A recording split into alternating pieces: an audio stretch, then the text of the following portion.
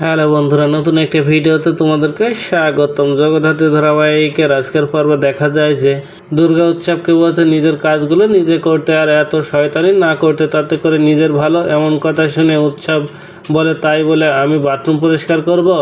দুর্গা বলে, তাই করতে হবে। এদিকে বৈদেহী কোনো মতে দুর্গার কথা মতো কাজ করতে না রাজি হলে সে চাইছে দুর্গার হাত থেকে বাঁচতে। এদিকে ডিপার্টমেন্টে দিব্যাকে জিজ্ঞাসা করছে স্বয়ম্ভু, কোনো মতে কিছু স্বীকার করছে না। দিব্যা বলছে সে জোর করে ডক্টর শ্রীমতী সেনের থেকে তার স্বীকারোক্তি নিয়েছে। তখন বাবাকে ফোন করে দুর্গা বলে জোর করে চেপে ধরতে, তাহলে সবটা বলে দেবে। দিব্যাকে দুর্গা ফোন করে বলে দেয় যে নিজের ভালো চাইলে সবটাই স্বীকার করতে, না হলে নিজের জীবনটা হারাতে হবে।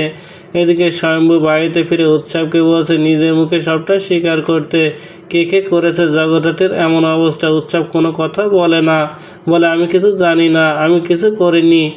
দুর্গার কাছে থাকা মায়ের সেই গানটা বের করে ধরে উৎসবের মাথায় বলে, না বললে এখানেই তো কাজ শেষ করে দেব, আর কেউ বোঝার আগে বাড়ি থেকে বাইরে তোকে ফেলে দিয়ে আসবো।